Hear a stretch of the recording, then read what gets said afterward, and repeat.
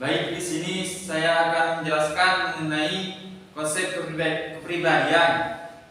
Ya, yang mana kepribadian di sini disebutkan dalam dua poin. Poin yang pertama ialah kepribadian merupakan suatu sifat yang dimiliki pada diri manusia. Tidak semua kepribadian itu sama, karena kepribadian akan membawa kemampuan khusus sehingga dengan kepribadian tersebut dapat membedakan manusia yang satu dengan yang lain. Dan poin yang kedua, dengan adanya karakteristik tersebut bisa menggambarkan ciri yang unik pada diri manusia. Dan yang selanjutnya ialah sumber teori kepribadian, yang mana terdapat 3 poin. Poin yang pertama ialah observasi. Observasi di sini bersumber dari sebuah observasi, yang mana observasi ini ialah suatu pengamatan secara mendalam dari para pemikir atau para ahli.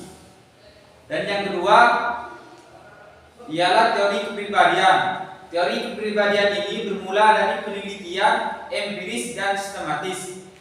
Apa itu yang dinamakan empiris dan sistematis? Baik, di sini saya akan menjelaskan.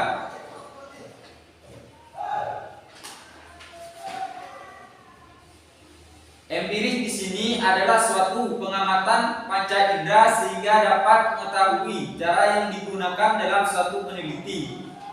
Sedangkan sistematis adalah suatu pengamatan berdasarkan pola tertentu, jadi terencana dan sesuai dengan prosedur masing-masing.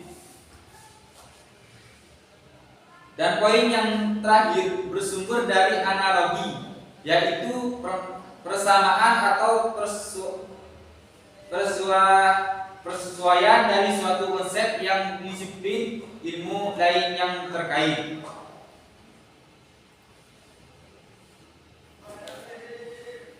Dan di sini juga terdapat beberapa faktor yang menyebabkan keberagamannya. Di antaranya ialah 1.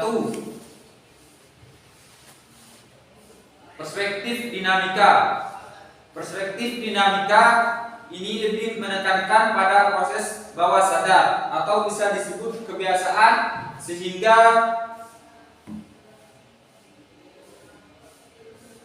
manusia bisa membangun pribadiannya masing-masing. Dan yang kedua, perspektif belajar. Teori ini menekankan pada proses bagaimana kepribadian dipelajari. Hal yang paling menentukan dalam membentuk perilaku adalah proses pengkondisian. Dan yang ketiga, perspektif humanis. Perspektif humanis adalah menekankan bahwasanya perubahan alami yang bisa membangun kepribadian, pertumbuhan psikologi, dan hal pembentuk perilaku ialah tendensi dalam aktualisasi suatu proses untuk mencapai suatu keinginan dengan menggunakan semua kemampuan yang dimiliki. Dan yang keempat, perspektif kognitif.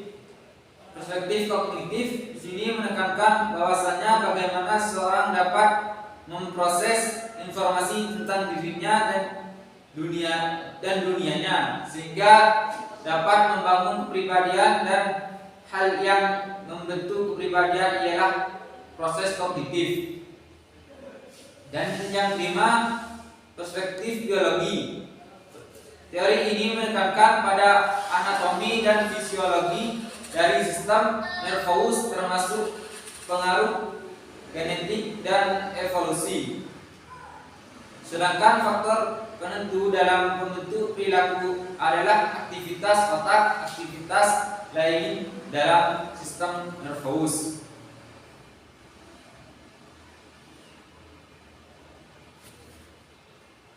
Baik, terima kasih. Semoga materi ini yang saya sampaikan ini menambah wawasan bagi kita semua. Demikian presentasi dari saya pada hari ini. Wabillahi taufiq wal hidayah. Wassalamualaikum warahmatullahi wabarakatuh.